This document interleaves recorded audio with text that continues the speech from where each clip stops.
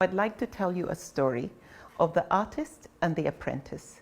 Now, once upon a time, in a far, far away land, long, long ago, there was a little boy who was taken to the master painter in the whole land. He was the best that you could find anywhere. And over the years, this boy started to develop amazing skills at drawing spectacular pieces. Then one day, the master invited him. And he told him, "Young man, I have finished teaching you everything I possibly can. It's time for you to go out into the real world." And the boy looked a bit puzzled and he said, "But how do I know if I'm that good?" So he asked the young apprentice to get a canvas and paint his most spectacular masterpiece and bring it to him. And so the young apprentice did just that. It took him several days, but he made the most beautiful piece of art you have ever seen. And he brought it to his master. The master asked him to get an easel and take his canvas to the marketplace. However, he should take a paintbrush and black paint, as well as a cardboard where he would write certain key instructions. So the boy took it to the entrance of the marketplace. He set up the easel, put the beautiful masterpiece up on display for everyone to see, and then set the paint and paintbrush next to it. And then he created this message. He was told by his master to write down, "If you see anything wrong, or if you dislike any part of this work of art, put a black dot on it." At the end of the day, the young apprentice went back to the marketplace, and to his shock and dismay, the entire piece was covered in black. He was demoralized. He was dismayed. He was so deflated. So he took the piece back to the master and was actually in tears. He said, "They hate my work. I'm not that good." He told him to calm down and gave him the same set of instructions again to go and paint another spectacular piece.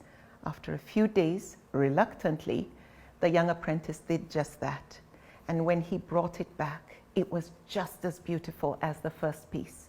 So he took it once again to the marketplace as he was instructed to do. However, this time around, he was told to take white paint and a paintbrush, and what he was to write on the note was, "If you like any part of this painting, put a white dot on it." At the end of the day, he went back, and to his shock and disbelief, the entire painting was white. He was so excited. However, he was a bit puzzled.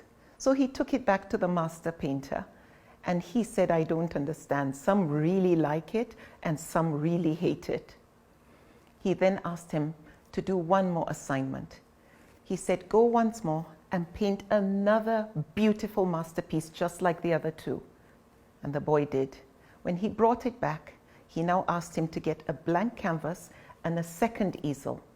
He told him to take it to the entrance of the marketplace and take a paintbrush as well as the whole mix of paints that were used to create that piece. And the young apprentice did just that. This time around, the instruction was, "If you don't like any part of this work of art, please create your own on the blank canvas." And at the end of the day, the young apprentice came back. And he was quite surprised because his masterpiece was intact and the canvas he brought was totally blank, just the way he left it. So he went back to his master and he says, "I'm a bit confused. I took it, however, no one seemed to be able to replicate what I had done." He said, "Son, I want you to remember this.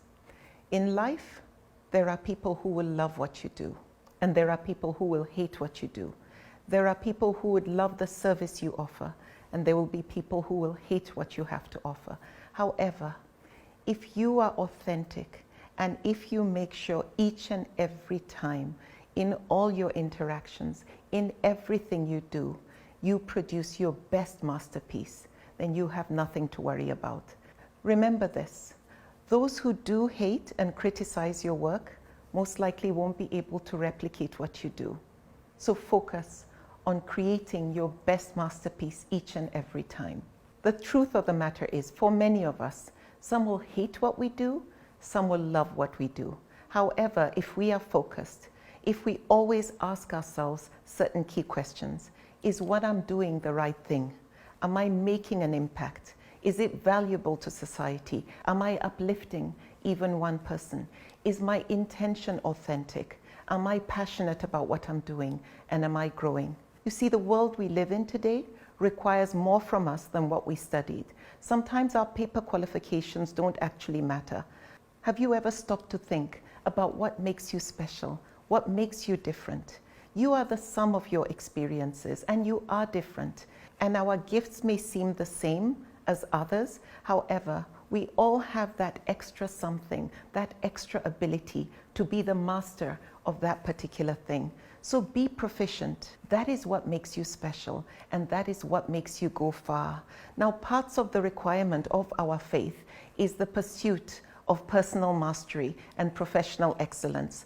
The Prophet ﷺ said, whatever a Muslim does, he should do it with itqan, with excellence, with ihsan, with perfection, and with a level of goodness as well. Live your life with purpose and with the spiritual mission to do it with ihsan, with excellence, and with itqan. Practice your profession or anything you are doing the way you would your prayer. Do it with the kind of meticulousness that an act done to please Allah deserves. If you are going to get a reward for it, do it in a way that is most benefiting of any servant of Allah.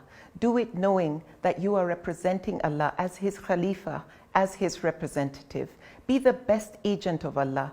Be the best extension, the personification of Allah's compassion and attributes. You have to learn as much as you can of who Allah is, what His attributes are, and what it takes to make you the best in your field. This requires you to grow. Why? Because that is when you are able to be the most useful. Remember the hadith, the best amongst you are those who are the most useful. So be the best at being the most useful. What do you need to study or practice to add to what you already know, to become better? See yourself as an apprentice, and as you become a master in your field, always embrace humility with whatever you know. Be curious and stay humble. Learn from everyone and from everywhere. Learn from above and from below, and be sincere in wanting to learn. Be committed and do whatever it takes to evolve and grow. Don't let your ego get in the way of your learning.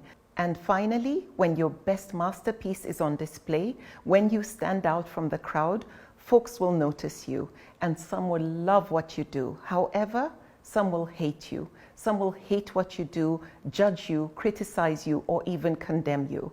But there is something my brother said to me growing up, that sticks and stones are only thrown at trees that bear fruit. So when you are bearing fruit, when you are blossoming, know that when people throw stones at you, as long as you are authentic and genuine, then you're doing the right thing. You are on the right track. And also remember, those that criticize and condemn may do all that. However, they won't be able to do what you do as well as you do it. So do it anyway. Hold on tight to Allah's rope, and He will be your guide. He will be your compass. He will be your personal qibla, and He will fight your battles for you, and He will elevate you even more and more. Assalamu alaikum.